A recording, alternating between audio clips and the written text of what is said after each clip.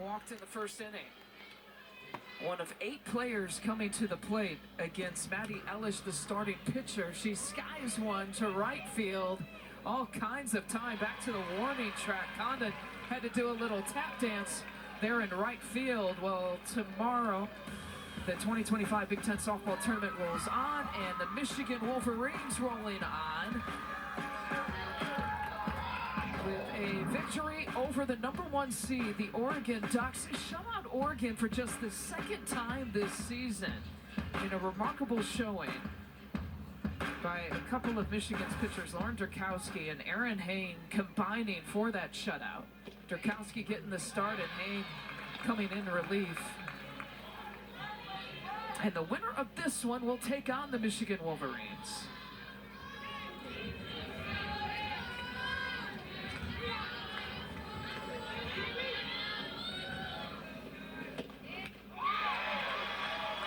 The movement on the curveball from Klochek to lefties has been elite in terms of the spin of it, moving off the plate, whether it's a little bit of vertical movement going up in the zone or even just cutting a little more off the plate.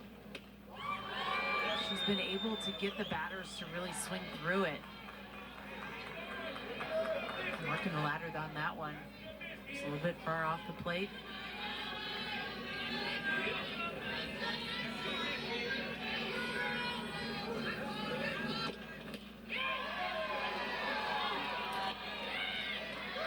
Purdue thought that they had it on the outside corner. 2-2 the count. Well, I think that grabbed the corner. Yeah. You're asking me. That zone you thought was expanding. Why? It's shrinking a little bit. Shrinking just a little bit.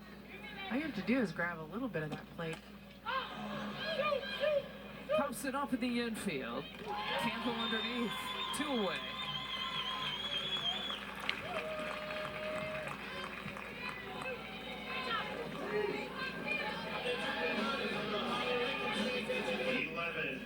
Fielder Taylor Cruz.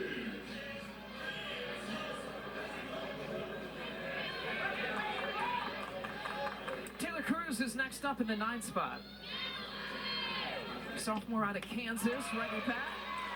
Another big cut and swing. Boy, they cannot figure out Klochek. It's that backdoor curveball. It's just moving beautifully, and her regular curveball to a lefty, or even inside on the hands to a righty, but it's cutting beautifully right now. It's got a lot of spin.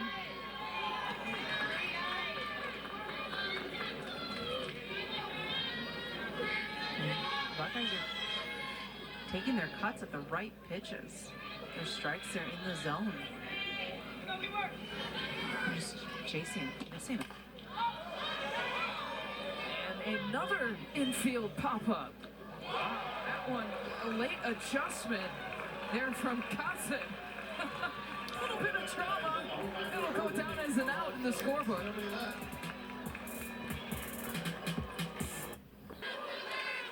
Open up the inning here for Purdue. Middle of the order, 4, 5, and 6. Purdue plated 4 runs in the last inning at the top of the 4th.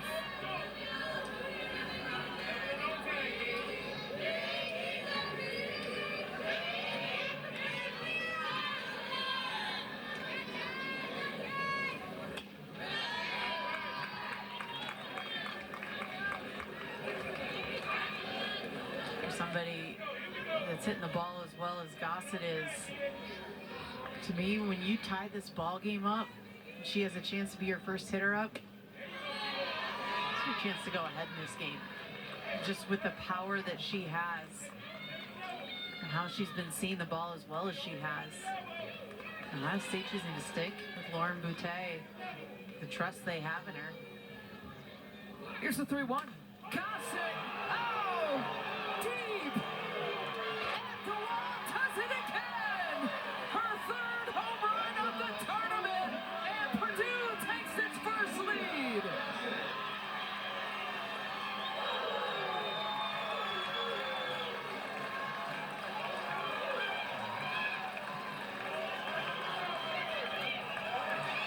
Julia Gossett is having herself a tournament.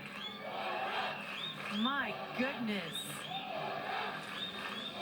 She is waking up the fan base here. They tie the ball game up. And here comes Julia Gossett to put them ahead. Hello, Purdue fans. You want to see that again? Absolutely. And this pitch just brought too far over the heart of the plate. It was a screwball that did not cut enough on the inside corner. Just stayed over to become a strike, and that's what Butte cannot do, is miss too far over the heart of plate, especially to Gossett, who lifts that right over the fence. The number 12 seed has rallied from 4 down to take the lead against a top 4 team here in the conference, where they lost 3 times to Ohio State in the regular season. This is the 4th meeting. And the 12 seeds to win in the Big Ten tournament. Runs scored in the following game. Purdue is not following the pattern of those other 4 12 seeds who had built momentum in that first game and just couldn't find the same magic in the second game. Purdue is finding the same magic here in the second game of the tournament. Yeah, so often you kind of get that energy and you play a great game and you get an upset and you feel great about it, and then the next game you're kind of on this lull or a little bit of a, you know, a game hangover, it feels a little bit, but not Purdue. They're continuing to fight. They're on a mission. They're in their home field here. And we saw They're making an impact. And we saw Michigan in the 4th meeting against Oregon knock off the number 1 seed. Purdue, who also lost 3 times to Ohio State, you know, threatening to do that. There's something about playing a team for the 4th time this season. Look at how excited. Hammer down right at home plate. I think it means more when, you know, for Michigan to win against Oregon the same way. This would be a big win for Purdue. It means more when you have that chance to have a chip on your shoulder and say, nope, it's not going to happen the same way this time.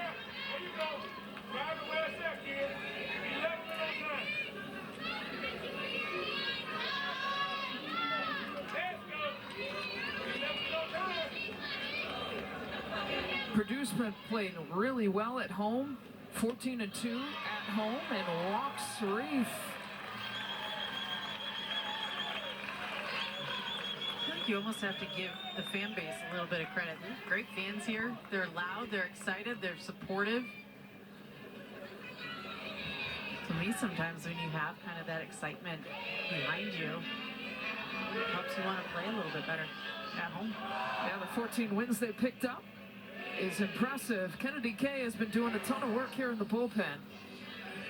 And we are going to see a change here for Ohio State.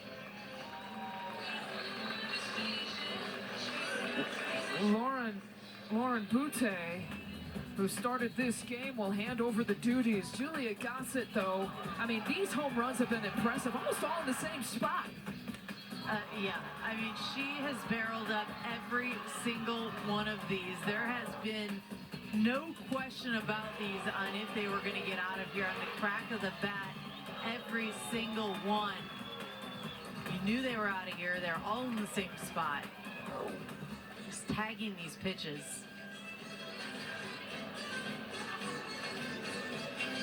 I mean, moonshots. Moonshots.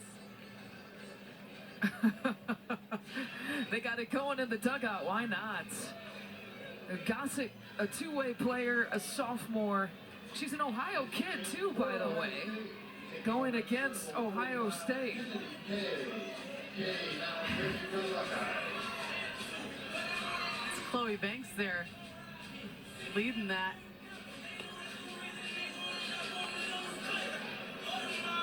Okay, the pitching change here for Ohio State. And Kennedy Kay, a senior, an Ohio native, 29th appearance here this year. A good win-loss record. What else can she do? Well, she'll work rise ball, drop ball, but mostly the drop ball. She can throw that rise ball as a strike, though. And I think that is what makes her effective, being able to throw that as a strike, move it up and out of the zone. And then her changeup has the ability to really change the speeds on it and also change the planes to go north and south. You want to try to change just the different looks. You saw Boutte go a lot with the screwball and the rise ball. So to go a little bit lower in the zone and then with more of an off speed. That's what you're going to see from Kay. For the Boilers, third baseman, number 1, City Scarmardo.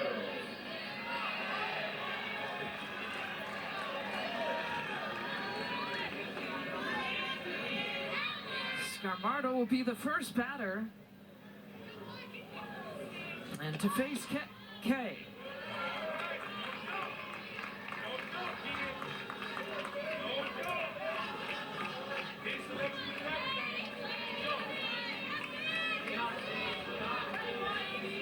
Couple of walks and she scored a run.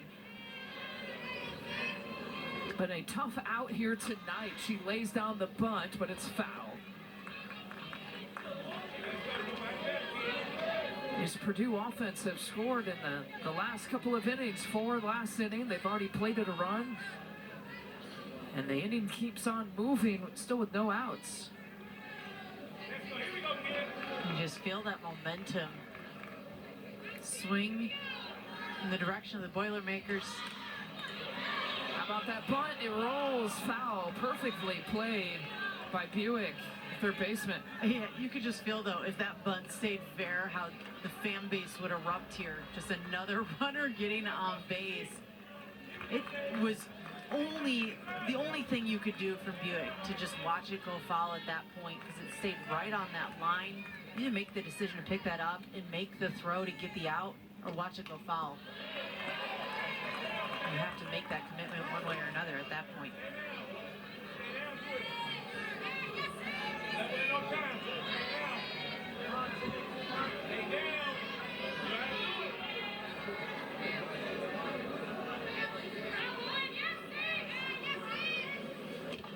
The 1-2 hard hit ball to the second baseman Farley, and the throw gets away. And so Reeve will extend herself all the way to third base. The Purdue Boilermakers are putting pressure on Ohio State. Yeah, and these are the plays that you just have to take care of. This should be a routine out, an off-target throw by Farley at second base. And it allows Reeve to get all the way to third base. Scarmardo safe at first. Now you got a first and third with no outs where you should have an out. It's the third error by Ohio State in this game. And those errors have mattered to allow Purdue back in this game and ultimately take the lead.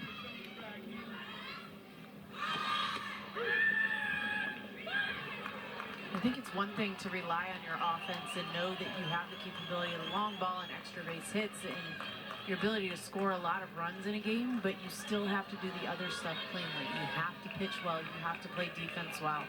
An error by the first baseman is the way it's scored. You see Scarmardo advances over to second base. 2 in scoring position now for Kylie Franks, the DP.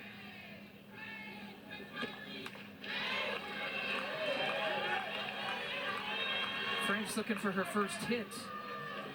0 for 1. Picking up the steam here by this offense by the inning here tonight. Scoreless in the first 3 innings and then have exploded in the last 2, tallying 5 runs off of 4 hits.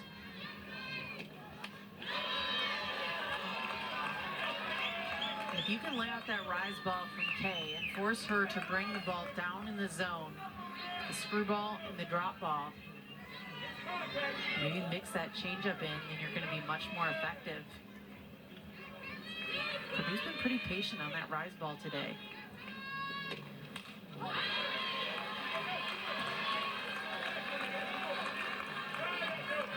Well, it even could be worse, too. Purdue leaving 5 on base here so far tonight. We mentioned that they left 9 on base against Northwestern last night. But runners at second and third for the Boilermakers. Franks, ground ball to the shortstop. A run comes home. The out is made at first base. But more importantly, the run scores. And Purdue goes up 6-4. Yeah, huge insurance run for Franks to put that ball in play. Just a routine ground out, but to put it on the ground and force this defense to make a throw, it's all you can ask for at the plate.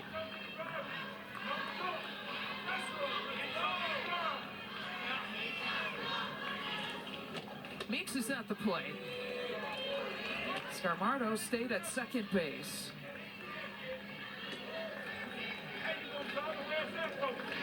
Meeks has reached in her first 2 at-bats, drew the walk in the second inning, an RBI single in the 4th inning.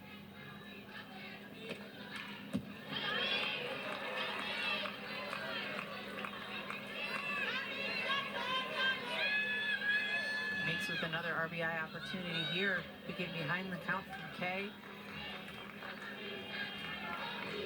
Kay works at a faster pace too, so it's important for Purdue to kind of maintain their own rhythm.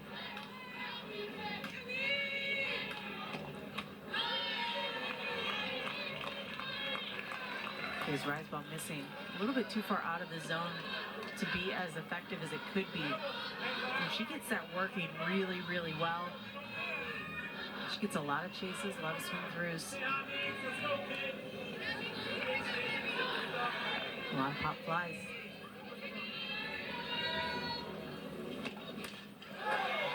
It's Meeks to right field.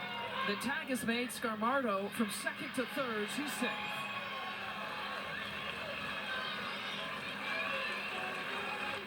And a sac fly for Olivia Meeks.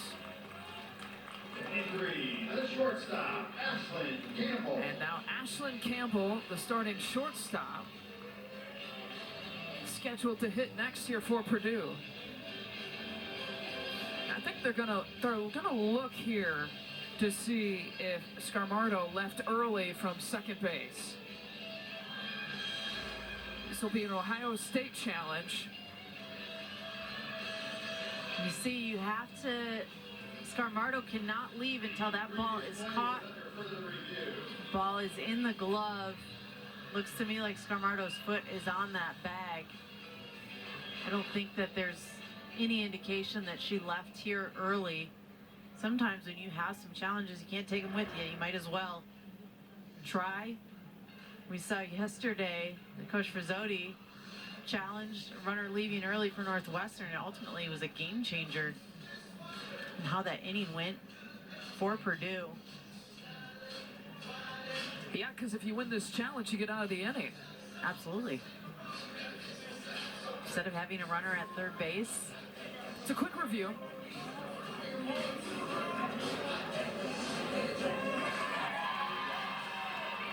And the call stands. You can see it here just in a full shot. Scarmardo's foot. Ball in the glove there. Taylor Cruz in right field. Scarmardo's foot still on that bag.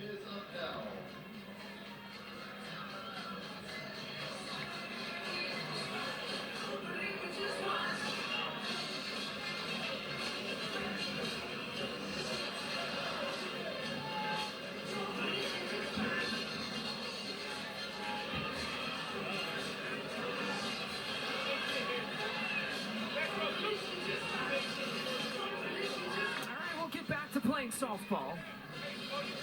Again, Purdue plating 2 runs in the top of the 5th to take the lead after tying it in the 4th. And really putting pressure on the 4 seed Ohio State.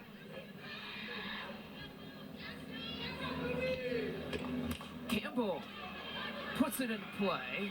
And Ohio State, their 4th error of the game. And that scores another run. And this inning keeps going for Purdue, a 7-4 advantage.